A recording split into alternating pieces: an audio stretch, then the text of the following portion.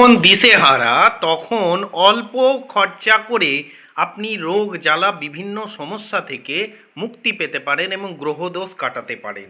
সেইটাই আজকে বলবো নমিতা মায়ের কথা। Welcome to our channel Suman Sunanda vlogs. তো বন্ধুরা, সন্ধান করতে করতে পৌঁছে গিয়েছিলাম, গ্রহদোষ কাটানোর উদ্দেশ্যে গিয়েছিলাম নমিতা মায়ের কালীবাড়ি। সেই সন্ধানটাই আজকে আপনাদেরও দেবো, যাতে আপনারা সহজেই আপনাদের জীবনের গ্রহদোষগুলো কাটাতে পারেন এবং সব সমস্যা থেকে খুব অনায়াসে অল্প খরচায় আপনারা কিন্তু সমাধান পেতে পারেন। মানুষের জীবনে কত রকম গ্রহদোষ থাকে। ছোটবেলায় বিভিন্ন রকম সমস্যার জন্য হয়তো শারীরিক সমস্যা তৈরি হয়। অনেকের ছোটবেলা থেকেই পড়াশুনো মন লাগে না, কাজকর্মে মন লাগে না। তারপরে যখন একটু বয়স বাড়ে, চাকরি ব্যবসার ক্ষেত্রে বাধা এবং তারও পরে বিবাহের ক্ষেত্রে বাধা। বলতে গেলে বলা হয় যে মানুষের জীবনে অনেক রকম বাধা কিন্তু এই গ্রহের ফেরে হয়ে থাকে। তো এই গ্রহগুলোকে আমাদের ঠিকমতো প্রতিকার যদি করতে পারি, ঠিকমতো যদি আমরা প্রোটেকশন দিতে পারি, তাহলে কিন্তু এই বাজে গ্রহের প্রকোপ থেকে আমরা পুরোপুরি মুক্তি পেতে পারি। অনেকের ক্ষেত্রে পুরোপুরি হয়, অনেকের ক্ষেত্রে সামান্য হয়। এই রকমই গ্রহদোষ কাটানোর একজন মাতাজির সন্ধান আমি পেয়েছিলাম। তাই নিয়ে আজকে ভিডিওটা আপনাদের কাছে বলতে চলেছি। বন্ধুরা, এমন একটা মাতাজি যিনি কিনা খুব অল্প পয়সায়, আপনার যেমন সামর্থ্য, মাতাজি কিন্তু কারো কাছে পয়সা চান না। আপনার যেরকম সামর্থ্য সেই অনুসারে কিন্তু 10 টাকা, 11 টাকা, 21 টাকা এবং আপনারা 1 টাকাও, যেরকম আপনার সামর্থ্য সেই অনুসারে আর অল্প কিছু দ্রব্য সামগ্রী নিয়ে গিয়ে মায়ের কাছে আপনারা কিন্তু গ্রহদোষ খণ্ডন করতে পারেন।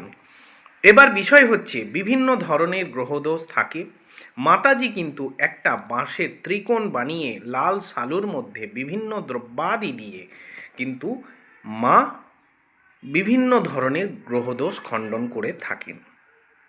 এবার বিষয় হচ্ছে যে মা কিন্তু 88টা 2 লিখেও ম্যাজিক স্লেটের মাধ্যমেও কিন্তু বলে দিতে পারেন যে আপনার শরীরে কি ধরনের রোগ রয়েছে, আপনার শরীরে কি রোগ জ্বালা হতে পারে, সব কিছুই কিন্তু তিনি খুব অনায়াসে, খুব সহজ পদ্ধতিতে বলে দিতে পারেন। এবার বিষয় হচ্ছে, তিনি এই বিদ্যা শিখলেন কোথা থেকে? তার মায়ের কাছ থেকে শিখেছেন এবং তিনি ছিলেন একজন কামাখ্যা সিদ্ধ তন্ত্র সাধিকা।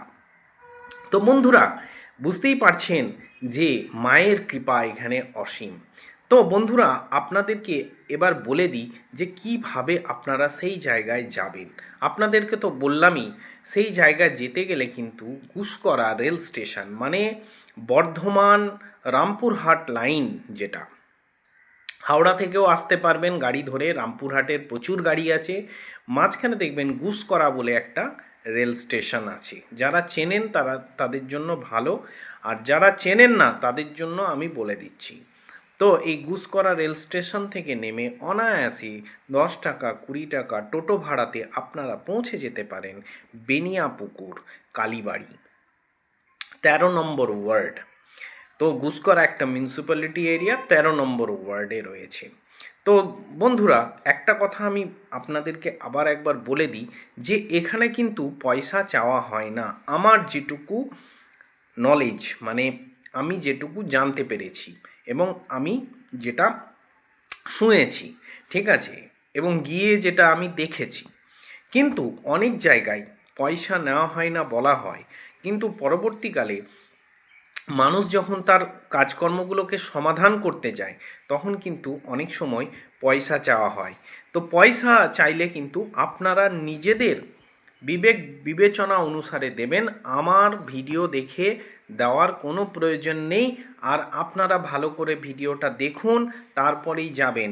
এমনি গিয়ে আপনাদের ভিড় বাড়িয়ে লাভ নেই। আর বিষয় হচ্ছে যে এই মাতাজি কিন্তু 88টা 2 লিখে কিন্তু আপনার শরীরের রোগটা বলে দিতে পারেন, যেটা ডাক্তাররাও অনেক সময় ধরতে পারেন না, সেটা কিন্তু এই মাতাজি কামাখ্যা সিদ্ধ হয়ে বলে দিতে পারেন। তাহলে বুঝতে পারছেন যে এই মাতাজি একজন কামাখ্যা সিদ্ধ তন্ত্র সাধিকা। মানুষের অনেক রকম সমস্যা আছে, সেই গ্রহ দোষগুলোও কিন্তু ইনার কাছে সমাধান হয়ে যায় খুব সহজেই। এবার বিষয় হচ্ছে যে ইনার কাছে কিছু শিকড় বাকড় নিতে হয়, কিন্তু ওই শিকড় বাকড়গুলো আপনারা আপনাদের মতো করেও বাইরেও নিতে পারেন। যেখানে শিকড় পাওয়া যায় মাতাজি বলে দেবেন, আপনি ওনার কাছে নাও নিতে পারেন। আর বিষয় হচ্ছে যে শিকড় বাকড় নেওয়ার জন্য কিন্তু একটা রেট আছে, সেটা হতে পারে 100 টাকা, সেটা হতে পারে 200 টাকা, 500 টাকা, 1000 টাকা। এবার যে রকম শিকড় বাকড়গুলোর ধরুন কস্টলি আছে, সেই অনুসারে এখানে দাম নেওয়া হয়। তাহলে দেখুন একটা কথা, যে শিকড় বাকড়গুলো বিভিন্ন জায়গা থেকে জোগাড় করতে হয়, সেই জন্য একটু কষ্টসাধ্য আছে এবং ব্যয় সাপেক্ষ।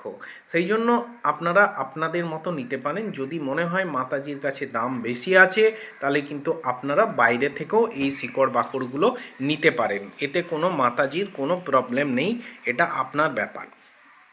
এবং এই যে নমিতা মা রয়েছেন, তিনি কিন্তু খুব সহজেই এবং সর্ষে পোড়ার মাধ্যমে কিন্তু অনেক কিছু সমাধান করে দেন।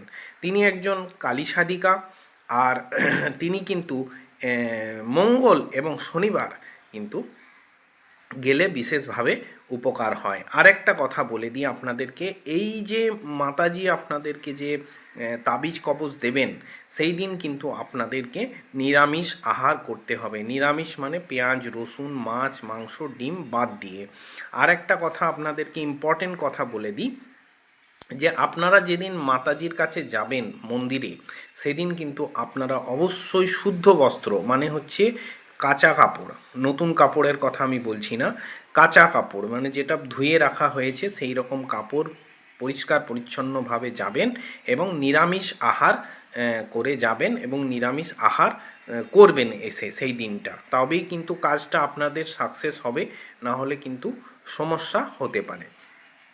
এবার যেটা বিষয়, নমিতা মাতাজি কিন্তু আপনাদের কাছে কোনো চার্জ সেইভাবে নিচ্ছে না। আপনারা যাদের কাছে সামর্থ্য নেই, আপনাদের যাদের পয়সা পাতি কম আছে, তারাও কিন্তু গিয়ে গ্রহদোষ খণ্ডন করতে পারেন। কারণ কি, জ্যোতিষীর কাছে গেলে আপনাদের কাছে অনেক হাজার হাজার লক্ষ লক্ষ টাকার স্টোন দেয়। বিভিন্ন স্টোনের বিভিন্ন রকম দাম আছে।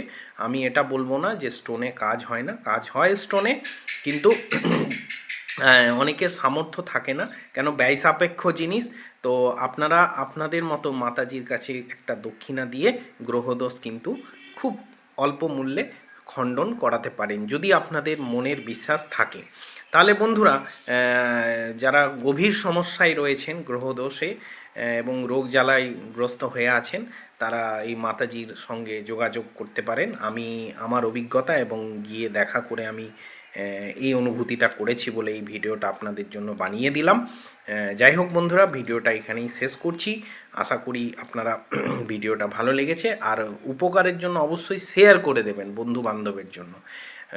চ্যানেলটাকে সাবস্ক্রাইব করে রাখবেন, ভিডিওটাকে লাইক করবেন, দূর দূরে শেয়ার করবেন, আর কমেন্ট সেকশানে গিয়ে লিখবেন হর হর মহাদেব, কৃষ্ণকালী, জয় জয়, রাধে রাধে। গুড বাই বন্ধুরা।